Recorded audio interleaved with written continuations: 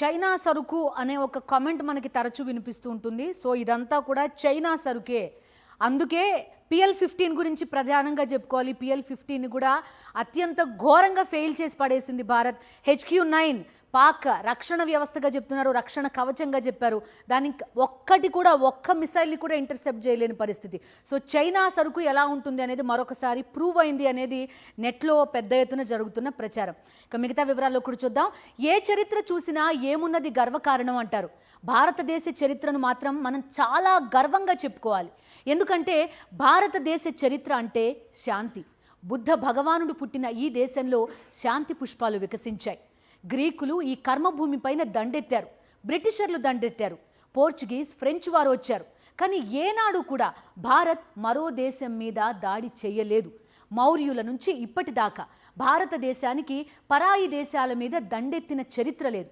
ఇప్పుడు కూడా పాకిస్తాన్ భారత్ని కవ్వించడం వల్లనే భారత్ కౌంటర్ అటాక్ చేయాల్సిన పరిస్థితి వచ్చింది. యుద్ధాల వల్ల సైనికులు, పౌరులు ప్రాణాలు కోల్పోవడమే కాదు, ఆర్థిక వ్యవస్థలు కూలిపోతాయి. భారతదేశానికి యుద్ధం అనే పదం కంటే శాంతి అనే పదమే ప్రీతి. వేల సంవత్సరాలుగా భారత్ శాంతి అనే మంత్రానికి కట్టుబడి ఉంది. స్వాతంత్రోద్యమ సమయంలో కూడా జాతిపిత మహాత్మా గాంధీ ఒక చెంప మీద కొడితే మరో చెంప చూపించమన్నాడే కానీ దాడి చేయమని చెప్పలేదు. బ్రిటిషర్లు కొన్నేళ్ల పాటు అహింస సిద్ధాంతంతోనే పోరాడి విజయం సాధించాం. శాంతి అనేది భారతీయ రక్తనాళాల్లోనే ఇంకిపోయి ఉంది.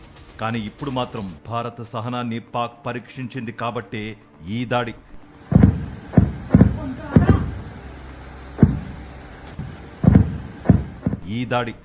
జమ్మూ కాశ్మీర్లోని పహల్గాంలో 26 మంది అమాయక టూరిస్టులను పాకిస్తాన్ ప్రేరేపిత ఉగ్రవాదులు పట్టణబెట్టుకున్న నేపథ్యంలో భారత్ ఆపరేషన్ సింధూర్ పేరుతో సైనిక దాడులకు శ్రీకారం చుట్టింది.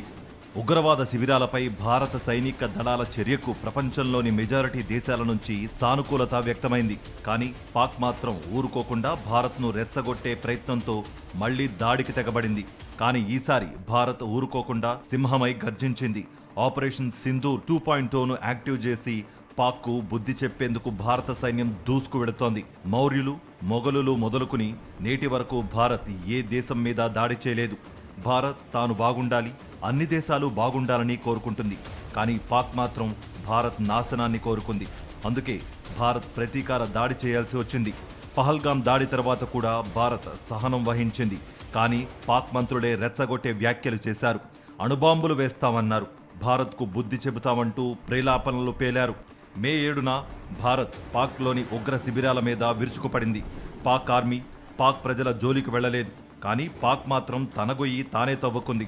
భారత్ మీద దాడులకు తెగబడింది. సరిహద్దుల్లో కాల్పులు జరుపుతూ సామాన్య ప్రజలను పొట్టన పెట్టుకుంది. ప్రతిరోజు సరిహద్దుల్లో కాల్పులకు తెగబడింది. పాక్కు బుద్ధి చెప్పాలని భారత్ డిసైడ్ అయింది. ఆపరేషన్ సింధూర్ 2.0 స్టార్ట్ చేసింది. పాకిస్తాన్ను అన్ని వైపుల నుంచి భారత్ దళాలు చుట్టుముట్టాయి. లాహోర్, ఇస్లామాబాద్, రావల్పిండి, సియాల్కోట్, కరాచీ, పేషావర్లపై భారత్ త్రివిధ దళాలు విరుచుకుపడ్డాయి. 1971 తర్వాత కరాచీ సీపోర్ట్పై దాడి చేయడం ఇదే ప్రథమం. యుద్ధం అంటే విజయమో పరాజయమో కాదు, రక్తసిక్త అధ్యాయం. యుద్ధం చెప్పేది ఒకటే, శాంతి. యుద్ధంలో విజయం కూడా శాంతి కోరుకునే వరకే దక్కుతుంది. ఆపరేషన్ సింధూర్ 1.0 తర్వాత సోఫియా ఖురేషీ, వ్యోమిక మాట్లాడిన తీరు ప్రపంచ దేశాలకు భారత దమ్మును తెలియజేశాయి. భద్రతా దళాల్లో నారీ శక్తిని చాటాయి. సోఫియా, వ్యోమిక చెప్పింది ఒకటే, భారతీయత అంటే శాంతి. ఆ భారతీయతను నాశనం చేయాలని చూస్తే సింహాలై గర్జిస్తామని చెప్పారు. సోఫియా, వ్యోమిక మాటలను ఆపరేషన్ సింధూర్ 2.0 నిజం చేసి పాక్ వెన్నులో వణుకు పుట్టిస్తోంది.